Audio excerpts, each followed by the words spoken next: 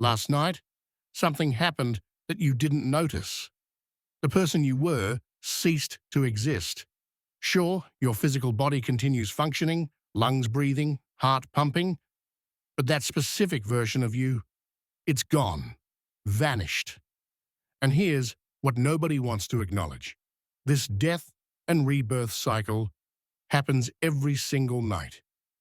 Each dawn brings a choice. Resurrect. The same limited person you've always been, or become someone entirely new. At this very moment, two distinct versions of yourself are battling for dominance. The first version mindlessly consumes content, reacts emotionally to every stimulus, and lives according to other people's priorities. The second version possesses a strength and resilience you haven't yet glimpsed. Which one prevails? Whichever one you nourish first thing each morning. My awakening came at 3 a.m.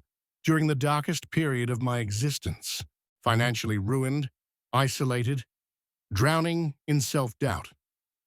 In that darkness, I encountered words Marcus Aurelius had scribbled in his personal journal, never intended for public eyes. Confine yourself to the present. Just 3 words. Yet they held a secret that gave ancient Romans their legendary fortitude.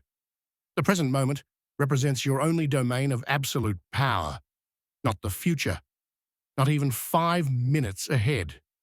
Only right here, right now. The ancient Stoics understood something that modern neuroscience is only beginning to confirm. Your morning thoughts don't merely affect your day. They physically rewire your brain.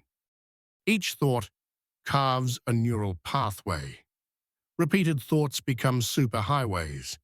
Most people unknowingly construct highways leading straight to their own downfall. But that won't be you. Not after today. The 5 declarations I'm sharing aren't simple phrases.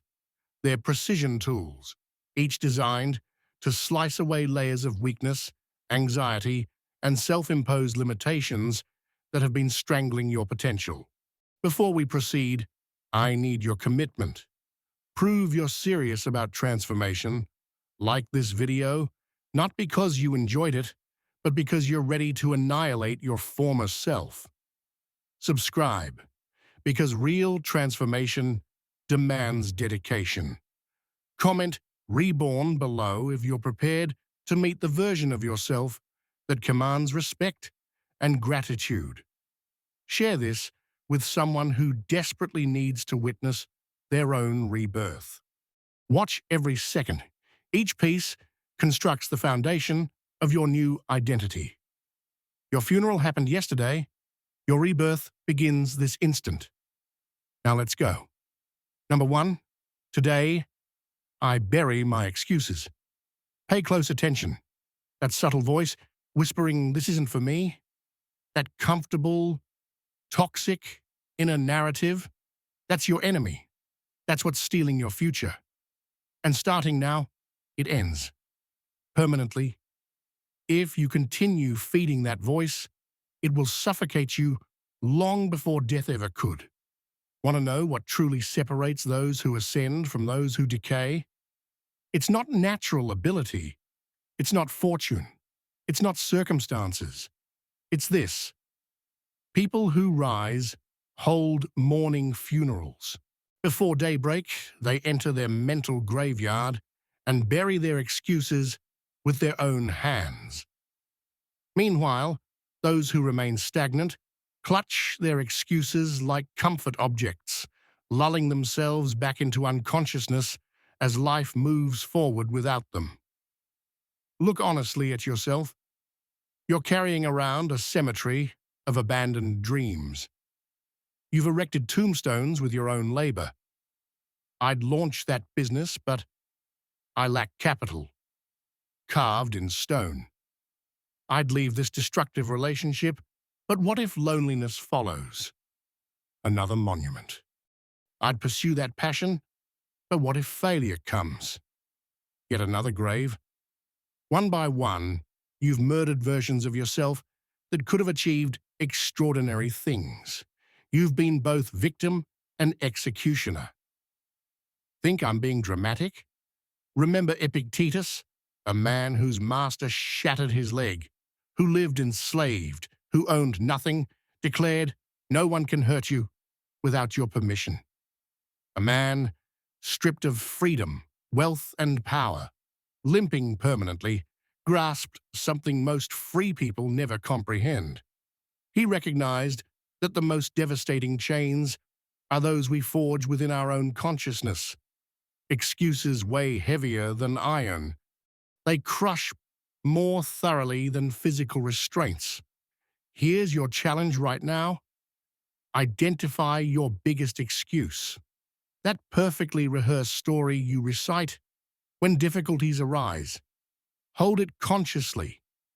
Now imagine standing before someone you admire, someone living the life you secretly desire. Watch their expression as they hear your excuse. See that flicker, that mixture of pity and disappointment, that unspoken thought. You're capable of so much more, but you don't believe it yourself. That's the inescapable truth. Every excuse is merely a permission slip you've authorized for your own mediocrity. Every excuse represents a surrender you've chosen without resistance. Tomorrow morning, before touching your phone, before your feet touch the floor, speak words that will split your identity in two. Words that shatter the shell of your former self.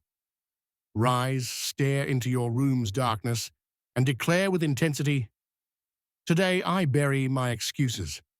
Speak it as though your existence depends on it. Because it does.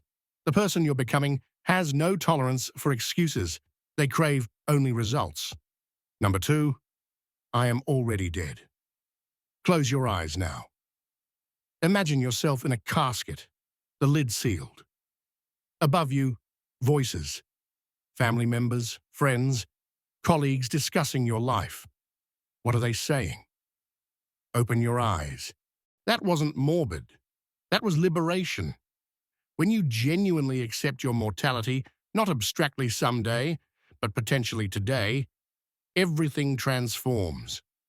That intimidating action you're avoiding, that conversation you're postponing, that dream you've relegated to eventually, your corpse has no capacity for fear. Your dead body cannot play it safe. Marcus Aurelius, who could have indulged in endless luxury, chose to spend mornings contemplating his own death. He wrote, "It is not death that a man should fear, but never beginning to live." Here's the chilling reality. You're already living as though you're dead, moving through mechanical routines, repeating identical conversations, recycling the same thoughts. You've become your own ghost without realizing it. What if you woke tomorrow, knowing you had only 30 days remaining? Would you still scroll social media for hours? Would you still dodge that difficult conversation? Would you still wait for permission to express your authentic self? The Stoics practiced memento mori. Remember you will die, not to cultivate depression, but to spark aliveness. When you truly embrace your mortality, you stop wasting time on meaningless things. That person who hasn't texted back? Dead people don't wait for texts. That soul-crushing job? Dead people don't remain in soul-crushing jobs.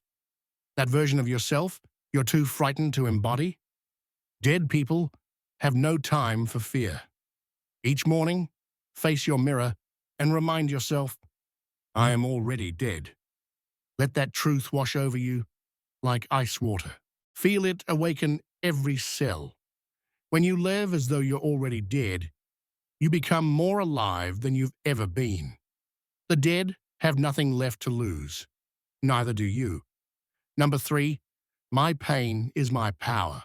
Stop fleeing. Stop burying, numbing, distracting, pretending. Something inside you howls like a caged animal. A wound so deep, You've constructed your entire personality around avoiding it. You mask it with smiles, drown it in busyness, bury it in noise, but it never disappears.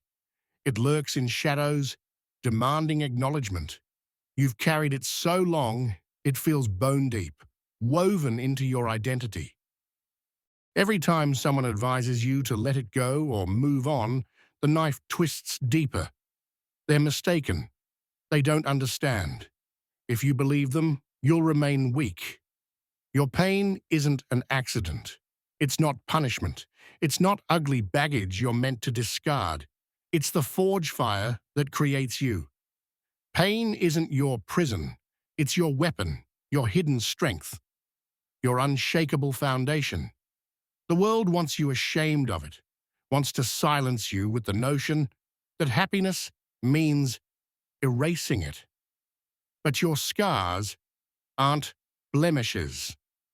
They're battle honors, carved proof that you've survived what would have destroyed others. Epictetus didn't stumble into wisdom accidentally.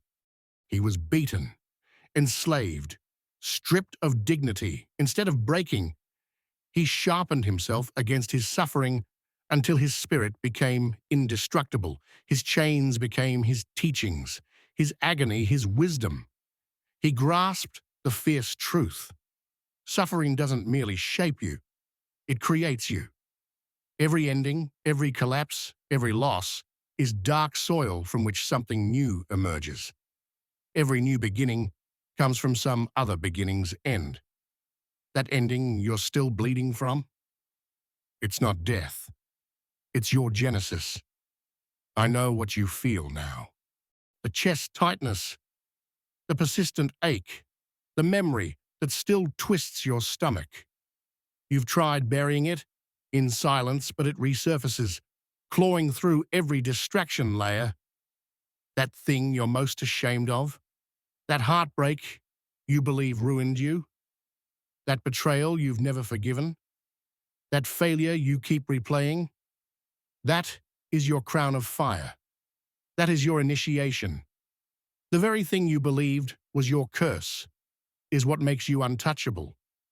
When you stop running from pain and start running with it, you stop being prey. You become a hunter. You're no longer fragile. You've already been broken. And broken things, when reforged, become unbreakable. Your depression taught you to recognize others' suffering. Your betrayal taught you to cut through deception with surgical precision. Your failure taught you to rise while bleeding. Your rejection taught you the priceless truth. You never needed their approval. Tomorrow, stand before your mirror and whisper it like a battle cry. My pain is my power. Stop app.